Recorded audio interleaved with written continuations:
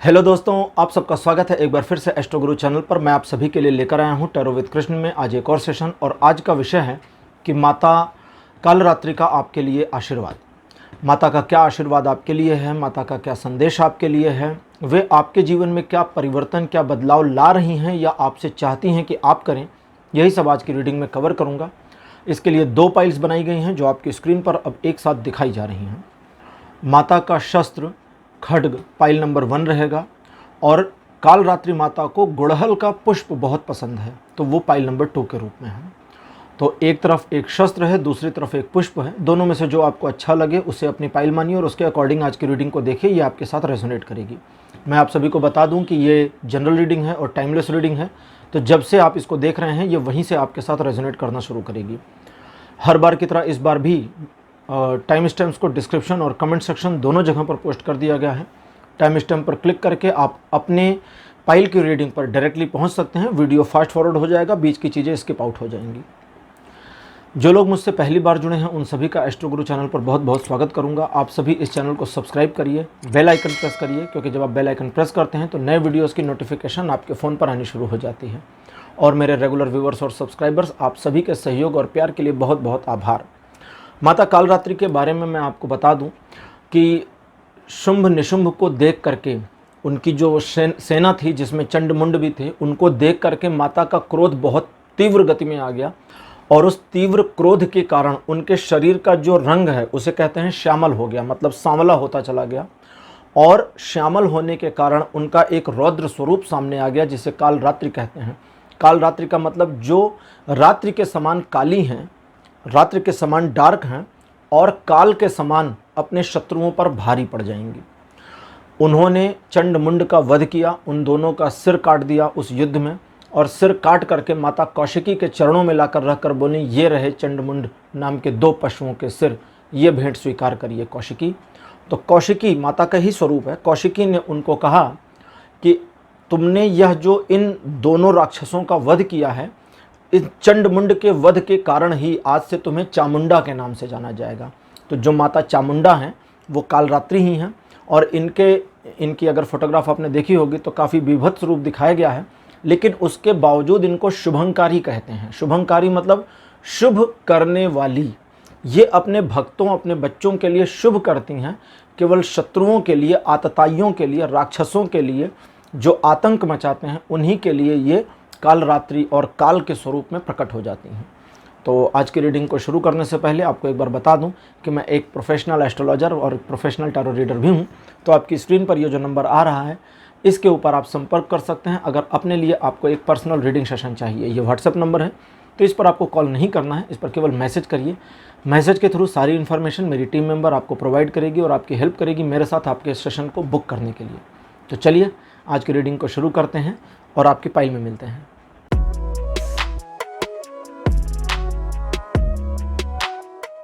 Hello pile number 1, आप सबका स्वागत है आपकी रीडिंग में। आपने खड्ग को चूज़ किया था। खड्ग माता के हाथ में एक शस्त्र है जिससे वे शत्रुओं का संहार करती थी। इसी खड्ग से उन्होंने चंडमुंड के सिर को काट दिया था, उनका वध किया था और चामुंडा के नाम से प्रसिद्ध हुई थी। कार्ड नंबर 1 आपके लिए मेरे पास अपीयर हुआ है, यह है 3 ऑफ स्वॉर्ड्स। और सेकंड पोजीशन पर आपके लिए है रिबर्थ। कार्ड नंबर 3 आपके लिए है 4 ऑफ पेंटिकल्स। 4th पोजीशन पर द हाई प्रीस्टेस। और लास्ट में आपके लिए कार्ड अपीयर हुआ है प्रिंसेस ऑफ वॉन्ड। तो आपके लिए 5 कार्ड्स मेरे पास अपीयर हो चुके हैं ट्रेडिशनल टैरो डेक से। पाइल नंबर 1, आपके ऊपर माता का एक तरह का कहें तो हाथ पूरी तरह से बना हुआ है, क्योंकि हाई प्रीस्टेस का कार्ड यही इन्फॉर्मेशन दे रही हैं। लेकिन यहाँ एक छोटी सी चीज़ आपको जाननी और समझनी होगी, और वो ये चीज़ समझनी होगी कि किसी भी प्रकार से माता के द्वारा दी गई शक्तियों का या प्रभावों का या इंट्यूशंस का दुरुपयोग नहीं करना है। माता कालरात्रि को तंत्रों में भी पूजा जाता है। तंत्रों में भी बहुत सारी तांत्रिक क्रियाओं में इनकी पूजा अर्चना भी की जाती है और बहुत सारे लोग तंत्रों का मिसयूज़ भी करते हैं और उन सबको भोगना पड़ता है अंत में। जो भी लोग दूसरों के ऊपर डार्क आर्ट्स, ब्लैक मैजिक या तंत्रों का प्रयोग, दुष्प्रयोग करते हैं, गलत अर्थों, गलत कार्यों के लिए प्रयोग करते हैं, सभी को उसका परिणाम भुगतना पड़ता है इसी पृथ्वी पर। वो खाली नहीं जाता है। तो मैं यहाँ ये नहीं कह रहा हूँ कि आपको तंत्रों से हटना, मैं कह रहा हूँ कि आपको अगर किसी तरह की एक इंट्यूशन फील हो जाती है कि हाँ माता ने आपको फला शक्ति दे दी है, जैसे कभी कभी वाक शक्ति मिल जाती है, जो बात बोलते हैं वो सच हो जाती है, दूसरों के लिए जो कहते हैं वो होने लगता है, अगर ऐसी चीज़ें आपके साथ होती हैं, क्योंकि एक तरह का पूरा आशीर्वाद आपके ऊपर आ रहा है, अगर ऐसी चीज़ें होती हैं तो आपको इसमें अहंकार नहीं लेना है और दूसरों का नुकसान करने की कोई टेंडेंसी और इंटेंशन नहीं रखना है, इसको ध्यान रखिएगा। आने वाले समय में माता कालरात्रि की कृपा से आपके सम्मान में वृद्धि होनी स्वाभाविक है और आपका एक ऑरा बढ़ेगा, समाज में आप अपनी प्रतिष्ठा को प्राप्त कर सकते हैं, लेकिन आपको अपने आप को थोड़ा अनलॉक करना पड़ेगा। आपके बारे में 2-4 बातें समझ लीजिए। आप अपने आप में अपने आप की ही योग्यता से घबराहट में आ जाते हैं, डर जाते हैं कई बार, और आपको लगता है कि नहीं ये चीज़ आपके वश की नहीं है, या ये चीज़ आप इस चीज़ में अपने आप को यूज टू नहीं कर सकते, इसमें आप इन्वॉल्व नहीं हो सकते। ये सिर्फ आपका वहम है और कुछ नहीं है। कुछ ऐसे मामले जहाँ आपने चीज़ों को शुरू तो किया लेकिन आगे नहीं बढ़ाया। अब आप कहेंगे एक फेलियर था, लेकिन यहाँ पर मेरे कार्ड्स बताते हैं कि वो फेलियर नहीं था, वो आपका सिर्फ पीछे हट जाना था। फेलियर नहीं था, आप पीछे हट गए। अब आप पीछे हट गए तो फिर मामला ही ख़त्म हो गया, फिर तो कुछ कोई कर नहीं सकता। तो उन्हीं मामलों में, उन्हीं इश्यूज़ में, उन्हीं सब्जेक्ट्स में आप वापस आगे आना चाहते हैं तो दरवाजे खुले हैं, रास्ते बने हुए हैं, अभी भी हैं, आप अभी भी आगे आ सकते हैं, लेकिन खुद को अनलॉक करना होगा। खुद को अनलॉक करने का मतलब अपनी कैपेबिलिटी के ऊपर पूरा भरोसा करना होगा और अपने आप को इस तरीके से थोड़ा मोल्ड करना होगा, थोड़ा सा मोड़ना होगा कि आप अपने आप को समझें कि आप अपने योग्यता को सही ढंग से, सही दिशा में, सही समय पर इस्तेमाल करने में कैपेबल हो सकते हैं। कुछ गंभीर चीज़ों को पढ़ने लिखने की ओर आपका मन बढ़ना शुरू हो सकता है, किसी कोर्स को करने का, कुछ मामलों में धार्मिक विषयों के अध्ययन का, कुछ मामलों में मेडिटेशन की ओर मुड़ना भी आपका पॉसिबल है। तो ये सारी चीज़ें आपके जीवन में एक परिवर्तन को लाएंगी और आपके अंदर की एक स्थिरता इस तरह से बननी शुरू होगी जो सामाजिक रूप में आपको और ज़्यादा स्टेबल बना देगी और आपके ऑरा को धीरे धीरे बढ़ाएगी। आज की जो ओरेकल डेक है वो है योगिनी ओरेकल। चलिए अब इसको निकाल लिया है मैंने। शुरू करते हैं कि योगिनी ओरेकल आपके लिए क्या इन्फॉर्मेशन देती हैं, योगिनीस क्या बताती हैं। चूँकि आज की रीडिंग माता कालरात्रि पर है तो मुझे लगा तंत्रों से संबंधित टैरो डेक लेनी चाहिए। कार्ड नंबर 1 आपके लिए मेरे पास जो अपीयर हुआ है ये है शुकीपदा। शुकीपदा मतलब माता का एक ऐसा स्वरूप जिसमें इनके मुख को तोते की तरह और इनके शरीर के वर्ण को हरे रंग का बताया गया है। सेकंड पोजीशन पर आपके लिए है कामदापदा। कार्ड नंबर 3 आपके लिए है तरलापदा। कार्ड नंबर 4 आपके लिए मेरे पास अपीयर हुआ है ओजमनीपदा। और लास्ट में आपके लिए है शुक्रपद।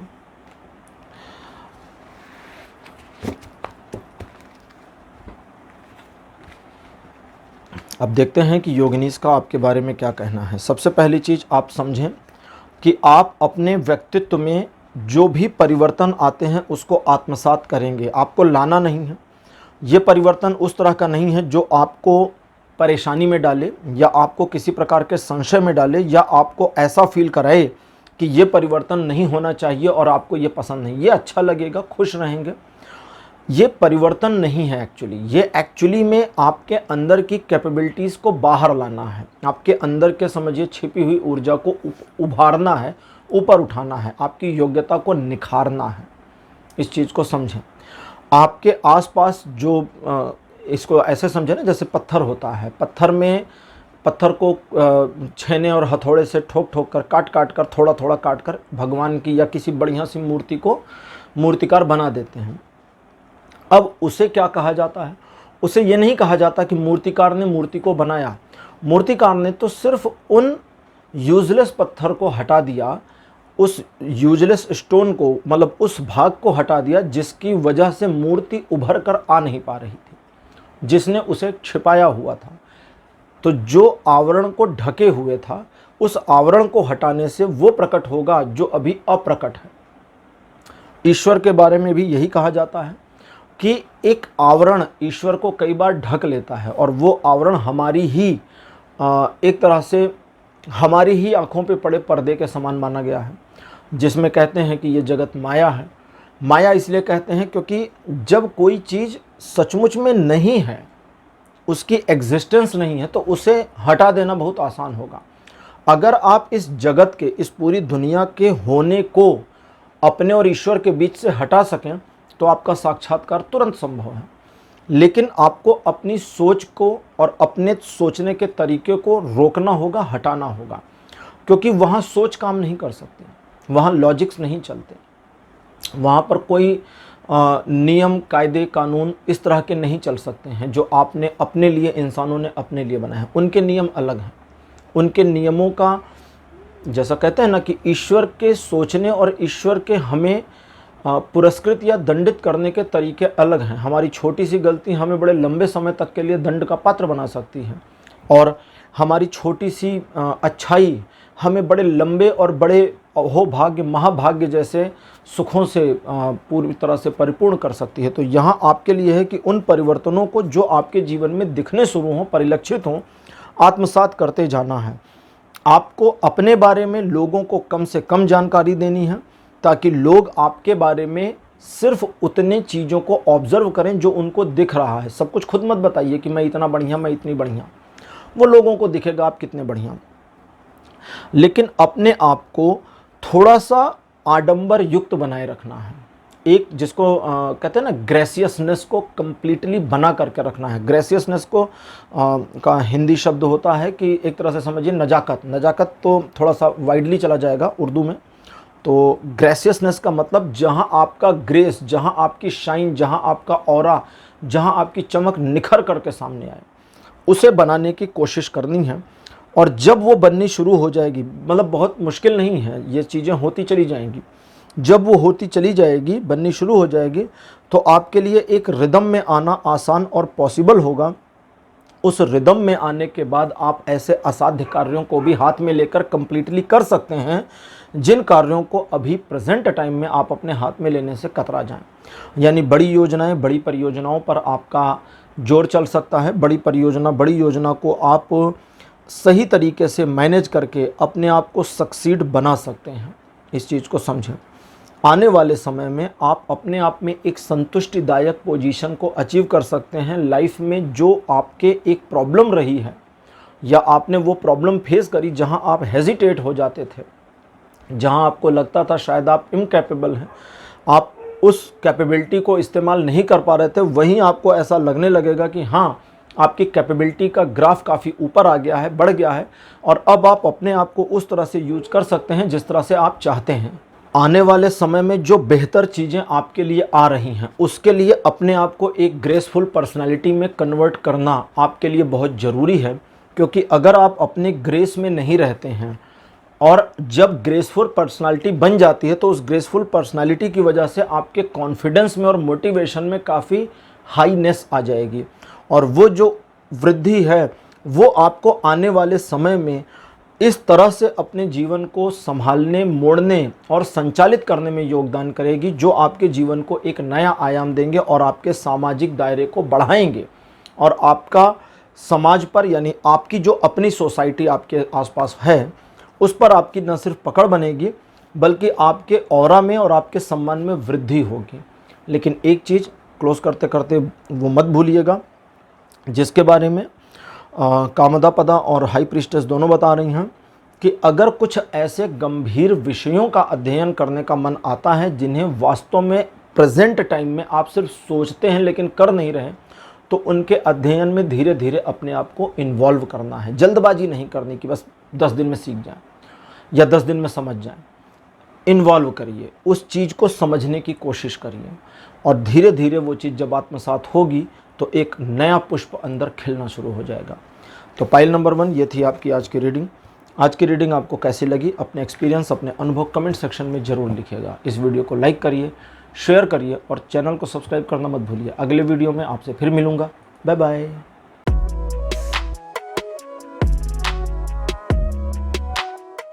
हेलो पाइल नंबर 2, आप सबका स्वागत है आपकी रीडिंग में। आपने गुड़हल के पुष्प को चुना था, जो माता को बहुत प्रिय है। मेरे बगल में उसकी फ़ोटोग्राफ लगा दी गई है। चलिए आज की रीडिंग को शुरू करते हैं और देखते हैं कि माता कालरात्रि का आपके लिए क्या आशीर्वाद है, क्या गाइडेंस है, क्या ब्लेसिंग्स है। इस चीज़ को कैच करने की कोशिश करते हैं। कार्ड नंबर 1 आपके लिए फ्रेल्ट, कार्ड नंबर 2 आपके लिए द वर्ल्ड, कार्ड नंबर 3 आपके लिए अपीयर हुआ है king of pentacles, fourth position पर आपके लिए 10 ऑफ सोर्ड, और आपके लिए लास्ट कार्ड मेरे पास अपीयर हुआ है एस ऑफ कप्स। माता का एक स्पष्ट संदेश यहाँ पर आ रहा है, वो ये है कि जब तक पुरानी चीज़ें आपके जीवन से विदा नहीं हो जाती तब तक नए के प्रादुर्भाव के लिए इंतज़ार तो करना पड़ेगा, और पुरानी चीज़ों के विदा होने का समय एक तरह से आपके जीवन में आ गया है। पुरानी चीज़ों में क्या चीज़ें, सबसे पहला एक बर्डन, एक बोझ जो आपके दिमाग पर बनता है, लगातार आपको ओवर थिंकिंग में डालता है, उससे अपने आप को हटा लेना है। कैसे हटाएंगे? कहना तो आसान है हटा लो, सोचना आसान है कि चलो हटा लें, हटाएंगे कैसे? लोगों को उनके जीवन के हिसाब से चलने दीजिए। कहते हैं ना, वो भारत में भाड़ में जाए, हमें क्या। तो इसको आत्मसात करिए। कुछ कभी कभी कुछ ऐसी चीज़ें जो परिवार में होती हैं, दोस्तों में होती हैं, समाज में होती हैं, जो आपको तंग कर देती हैं, दिमाग में उलझन डालती हैं, अपने आप में उन चीज़ों से हटिए, अपने आप को हटाइए। जब आप अपने आप को हटाएंगे तो आपके अंदर कुछ नया खिलना शुरू होगा। साथ ही साथ उन लोगों का साथ जिनका साथ आपको पता है कि नहीं रहना चाहिए, आपके साथ में नहीं होना चाहिए आपका उनका साथ, उन लोगों के साथ से अपने आप को हटाइए, भले वो आपके मित्र हैं। कई बार ये बड़ी प्रॉब्लम हो जाती है कि कुछ दोस्तों के साथ, कुछ रिश्ते नातेदारों के साथ एक ऐसी कनेक्टिविटी बनी होती है जिसे तोड़ नहीं पाते। जानते हैं कि अब ये गलत पथ पर हैं, जानते हैं कि इनकी ओर से गलत मार्गदर्शन आ रहा है, जानते हैं कि ये धोखा दे सकते हैं, जानते हैं कि ये पर्सन सही नहीं है मेरे लिए, लेकिन फिर भी तोड़ नहीं पाते। उस चीज़ को तोड़ दीजिए, हटा लीजिए, ब्रोक कर दीजिए। जब आप उसको तोड़ देंगे, अच्छा, तोड़ने के लिए जो करेज चाहिए, जो हिम्मत चाहिए, वो आपको मिल जाएगी, वो मिल जाएगी। क्यों? क्योंकि आपके जीवन में अगर आप थोड़ा पीछे जाकर देखें तो बड़े परिवर्तन आ चुके हैं, कई सारी चीज़ें संतुलित हुई हैं, लेकिन अभी भी आप अपने इमोशंस पर उतना बढ़िया कंट्रोल नहीं कर पाए हैं जितना करने की आवश्यकता है। और इस तरह से आप अपने इमोशन को अगर अभी जो मैनेज कर रहे हैं ना, ठीक कर रहे हैं, ऐसा नहीं गलत कर रहे हैं, धीरे धीरे और मैनेज करें तो ये और बेहतरी की ओर जाएगा। और उन चीज़ों से अपने आप को बिल्कुल साइड लाइन करना है जो चीज़ें आपके मन को, आपके मस्तिष्क को मथ रही हैं, लगातार तंग कर रही हैं। जब ये चीज़ें आप करते हैं तो कुछ नया आता है। नया कैसे आएगा? देवी का जो आशीर्वाद है, वज्रहस्त है, वो आपके साथ इस प्रकार बना है कि वो कई सारी संभावनाओं के द्वार खोल सकता है, लेकिन उन संभावनाओं के द्वार को खोलने के लिए आपके अंदर थोड़ी सी कैपेबिलिटी और अवेयरनेस चाहिए। एक प्रकार से कैपेबिलिटी तो दिखती है लेकिन अवेयरनेस नहीं है। उस अवेयरनेस को लाने के लिए ही आपको उन चीज़ों से अपने आप को साइडलाइन करना होगा। और जब एक अवेयरनेस आएगी तो आप उसको समझ पाएंगे। जैसे सपोज करिए किसी पर्सन को पहचान ही नहीं है कि भाई पत्थर कौन है और हीरा कौन है, या सोना कौन है, पीतल कौन है, किसी को पहचान ही नहीं है। आपने उसे सोना दे भी दिया तो उसके लिए किसी काम का नहीं है, किसी यूज का नहीं है, ठीक है। तो वो एक तरह से यूजलेस हो जाता है। तो अभी आपके लिए जो चीज़ें आ रही हैं, अगर वो सडनली आपके जीवन में आ जाएं, आपको दे दी जाएं, तो वो आपके लिए यूजलेस है, क्योंकि आपको पता नहीं करेंगे क्या। और इसी वजह से कई बार होता है जब लोगों की लॉटरी लगती है तो उनको पता नहीं चलता कि इस करोड़ों रुपए का करना क्या है, और वो सब खत्म हो जाता है कुछ दिन के बाद। खा पी कर, लुटा करके, इंजॉय करके, पार्टी करके, इसके उसके ऊपर खर्च करके सब खत्म, फिर निलबटे सन्नाटा, और फिर वहीं पर वो आ जाते हैं जहाँ से उठे थे। तो वो इसलिए होता है क्योंकि आइडिया नहीं होगा कि अब इसको मैनेज कैसे करना है, तो फिर करोगे क्या। तो उस आइडिया तक पहुंचने के लिए कि करना कैसे है, अपने माइंड को एक प्रकार से झंझावातों से हटाना होगा, तो वो ज़रूरी है। उसके बाद आपके जीवन में मल्टीपल चेंजेस आएंगे, मल्टीपल चीज़ें आपके जीवन को आयाम देती हुई दिखेंगी, और देवी के द्वारा एक तरह से कहें तो मल्टीपल द्वार आपके लिए खुलेंगे। और जो मल्टीपल द्वार खुलेंगे वो आपके जीवन में, आपके जीवन के स्टेप बाय स्टेप विभिन्न आयामों में परिवर्तन करते चलेंगे अगले काफ़ी लंबे समय तक। अप्रॉक्सीमेटली 1 साल में ये सारी चीज़ें हो जानी हैं, ठीक है। और उसके बावजूद परिवर्तन का दौर जारी रहेगा, ऐसा नहीं कि ख़त्म हो जाएगा। आज के ओरेकल कार्ड हैं योगिनी ओरेकल। अब देखते हैं कि योगिनी 64 योगिनी डेक से आपके लिए क्या अपीयर हुआ है। कार्ड नंबर 1 आपके लिए लीला, लीला पद। सेकंड पोजीशन पर आपके लिए वाराही पद। कार्ड नंबर 3 आपके लिए है गंगा, माता गंगा। 4th पोजीशन पर आपके लिए आयदा पद। और लास्ट कार्ड आपके लिए मेरे पास है, ये है हिंदनी पद।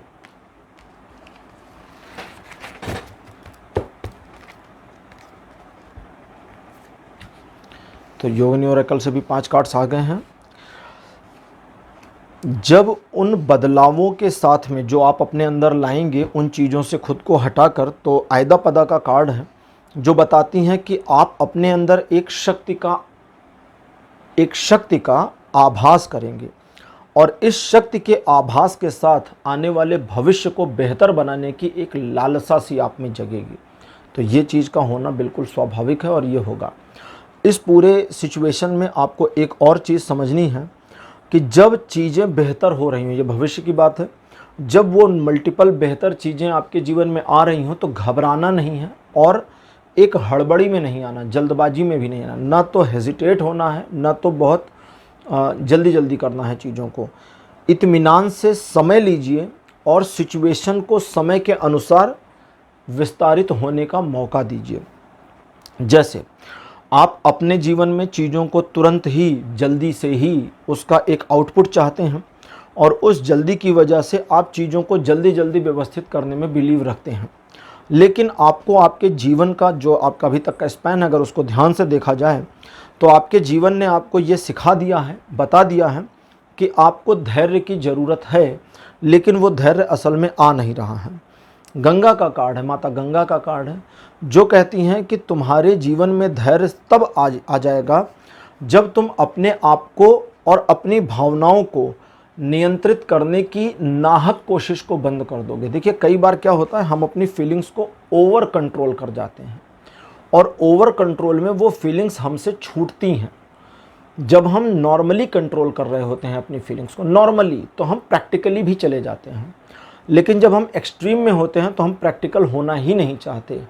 ये तो ये, वो तो वो, इस तरह की मेंटेलिटी आती है और इस तरह की मेंटेलिटी एंजाइटी पैदा कर देती है। उस एंजाइटी फीलिंग से डिप्रेशन आ जाता है और वो डिप्रेशन आप जानते हैं कि तनाव देता है बहुत बुरी तरह का।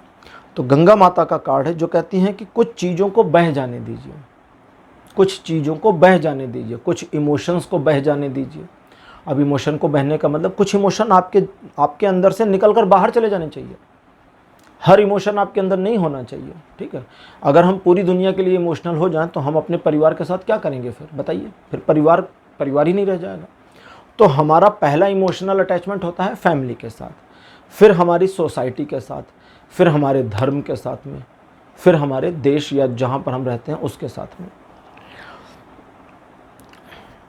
तो यहाँ आपको अपने इमोशंस पर उस तरह का नियंत्रण नहीं लगाना है जो आप अक्सर लगा देते हैं, लेकिन उसे बहने देना है और उसमें अपने आप को एक तरह से डुबाना भी है और आत्मसात करना है। मतलब वो ऐसा नहीं है कि आपने जैसे कहीं पर मान लीजिए कोई एक इमोशनल सिचुएशन आ गई और आपने सोचा चलो ठीक है, इस इमोशनल सिचुएशन से मुझे छुटकारा चाहिए, लेकिन फिर आप कंप्रोमाइज़ मत करिएगा, क्योंकि कंप्रोमाइज़ एक गिल्ट बनाएगी और वो गिल्ट फिर एंजाइटी पैदा करेगी, एंजाइटी फिर डिप्रेशन में डाल देगा। तो उस चीज़ को जो आपसे छूट रही है एक तरह से, उसे छूट जाने दीजिए, क्योंकि वो आपकी थी ही नहीं, तो इसलिए छूट रही है चीज़। तो जब वो चीज़ छूट जाएगी तो आपका मेंटल प्रेशर, मेंटल स्ट्रेस कम हो जाएगा। लोगों के द्वारा आपको इन्फ्लुएंस किया जाना और लगातार नेगेटिव इन्फ्लुएंस किया जाना आपको कई बार एक ऐसी स्थिति में लाकर डाल देता है जहां आपको लगता है कि सारे आपके दुश्मन हैं और आप सही सोच रहे होते हैं। तो यहाँ पर वाराही का कार्ड है, जो माता वाराही हैं वो कहती हैं कि ऐसी परिस्थिति में तुम अपने आप को किनारे करो और उन लोगों को आगे आने का मौका दो, ताकि उनके असली रंग और रूप दिख सकें, उनकी असलियत नज़र आ सके। और जैसे ही उनकी असलियत दिखनी शुरू होती है, उनकी वास्तविकता दिखनी शुरू होती है, आधे से ज़्यादा तो दिखकर भाग जाएंगे कि हम एक्सपोज हो गए हैं। एक्सपोजर होने से भाग जाते हैं लोग, पहला।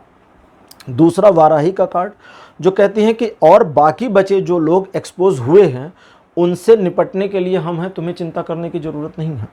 लेकिन जो भविष्य में बेहतर और मल्टीपल द्वार आपके लिए खुल रहे हैं, उनके लिए यदि तैयारी नहीं होगी, एक धैर्य नहीं होगा, एक पेशेंस नहीं होगा, तो उन द्वारों के खुलने के बाद भी आप उनका बेनिफिट नहीं उठा पाएंगे। इसलिए आपको अपने आप को एक प्रकार के पेशेंस में बनाकर रखना है, और ये जो पेशेंस है ये आपके जीवन को नए प्रकार के आयाम देता चला जाएगा। 1 साल में ये सब कुछ होगा तो ज़रूर, लेकिन ये एक ऐसा परिवर्तन होगा, एक ऐसा मूव होगा आपके जीवन में जो आने वाले समय में भी चीज़ों को बेहतरी की ओर मोड़कर ही रखता है, हटाता नहीं है। तो आपको क्या करना है? श्रद्धा को बनाए रखना है। जब आप उनके प्रति अपनी श्रद्धा को बनाए रखते हैं और अपने प्रति अपने आत्मविश्वास को जगाए और बनाए रखते हैं, तब चीज़ें आपके लिए स्थिरता में आनी शुरू होती हैं। और एक चीज़ सबसे लास्ट में, कि परिवर्तन जो पास्ट में हो चुका है आगे भविष्य में होगा, उस तरह के और भी मल्टीपल परिवर्तन आपके जीवन में आने वाले हैं जो फॉर्चुनेट हैं, फ़ायदेमंद हैं, नुकसानदेह नहीं हैं। लेकिन कभी कभी संतुलन को बनाने के लिए, और जैसे कभी कभी होता है ना कि गलत को गलत ठहराने के लिए गलत का ही सहारा ले लेना, ये गलत हो जाता है। तो संतुलन को बनाने के लिए असंतुलित चीज़ों का सहारा लेना आपके लिए गलत हो जाएगा। तो थोड़ा वेट कर लिया करें, मतलब ये फ्यूचर में करना है। और जब आप वेट कर लेंगे तो वो संतुलन स्थिरता को इस तरह से बना देगा जो लंबे समय तक स्थिरता देगी और आपको एक प्रकार से सिचुएशन में समस्या से मुक्त करने का काम करेगी। तो पाइल नंबर 2 ये थी आपकी आज की रीडिंग। आज की रीडिंग आपको कैसी लगी? अपने एक्सपीरियंस, अपने अनुभव कमेंट सेक्शन में ज़रूर लिखिए। इस वीडियो को लाइक करिए, शेयर करिए और चैनल को सब्सक्राइब करना मत भूलिएगा। अगले वीडियो में आपसे फिर मिलूँगा। Bye bye.